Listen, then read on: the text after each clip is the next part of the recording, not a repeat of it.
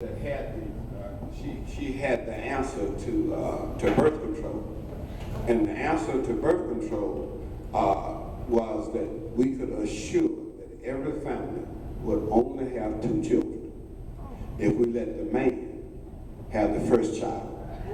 Because after he had that first child, and then the woman had her first child, you don't have to worry about the man. Okay, want to have any more children. Microphone will come here, Mr. Vernon. Do you want me to read the question again for you? Please. How do you feel about the recent defunding of Planned Parenthood? And if you do not like that, would you work on restoring the funds? Definitely, I agree with defunding Planned Parenthood, and let me tell you what. They do a number of very good things for women, but so do thousands of other agencies. The one thing they do that I do not agree with is abortion. And again, people are so willing to take away people's belief that killing a baby is wrong. The law of the land says it is unlawful to do that at a certain point in time. Again, why should I have to pay for something I do not believe in from a religious standpoint? You are forcing me to give money to an organization that aborts babies, and I am totally against it. So again, it's always this force on evidently minorities, and there should not be a case where we, who don't believe in that, should be forced to pay for it. Thank you. Thank you. The next question is on water policy and development. The person that wrote this had a preamble and said, the state is beginning to look like California. We have water shortages that overdevelopment ignores. We sit in traffic, much like they do in California. And in the St. Johns River Basin, you recently saw a catastrophic die-off of fish from polluted runoff that triggered massive algal blooms and a leaching of oxygen from the water. The question is, briefly state your position on water policy and how the state of Florida can conserve and preserve its precious waters. I definitely consider myself an environmentalist. I want to keep our water safe. I want to see things as they were, as much as we can, to get them back to estuaries that were estuaries and not channels right out to the Gulf. We should really try to do all we can from an environmental standpoint, and I believe that we really need to do much better in that regard. Thank you.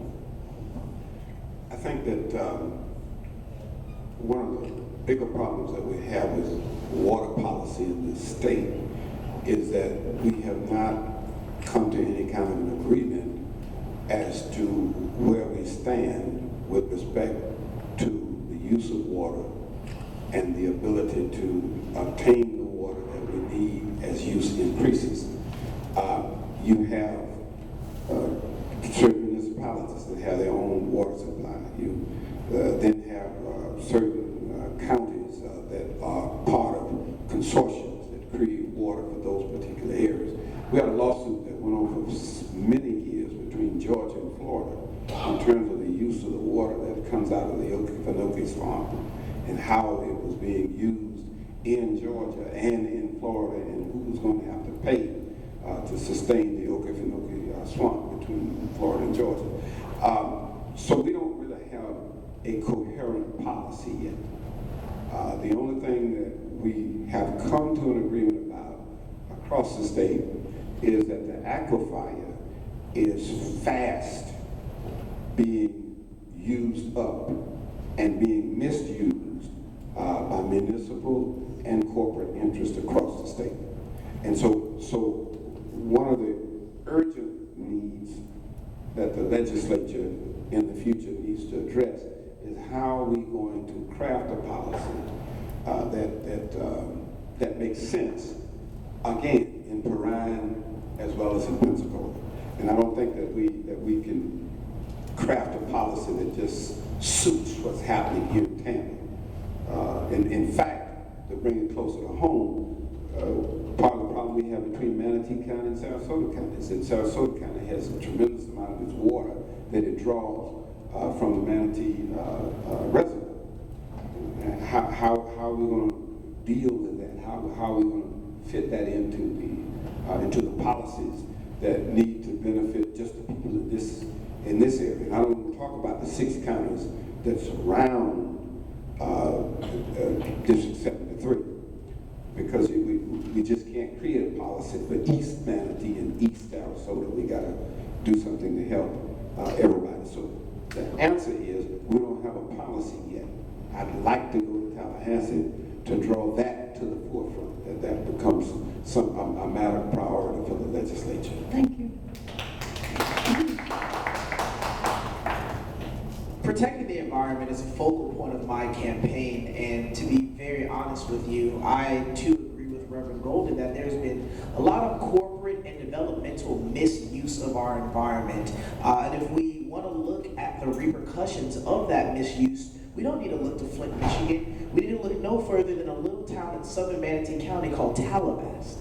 Lockheed Martin had an office there in southern Manatee County, and essentially we saw that because of corporate misuse of our environment, the water in this community became so contaminated that it sent several residents of Talabast to the hospital.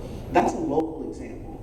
I think it's very, very important that when we look at development, we say that there's nothing necessarily wrong with development in and of itself. However, when you begin to abuse the environment, it has certain health and physiological effects on all of us in this room. Again, you hear everything about Flint, Michigan, look no further than Talabast, Florida, in southern Manatee County.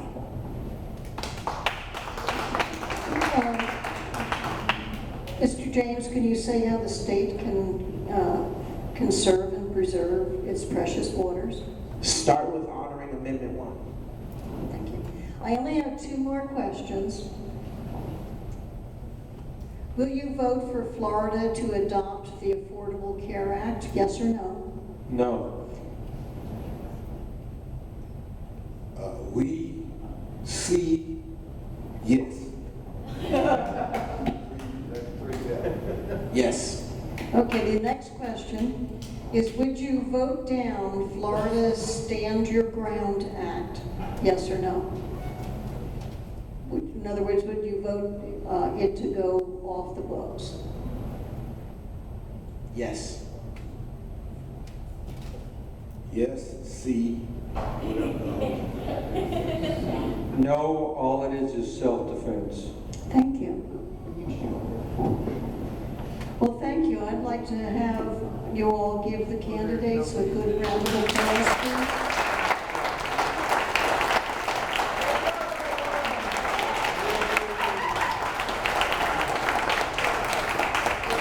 I'm sure the candidates will be available for any of you that want to ask particular questions, and we'll stick around for a little while before I close the doors.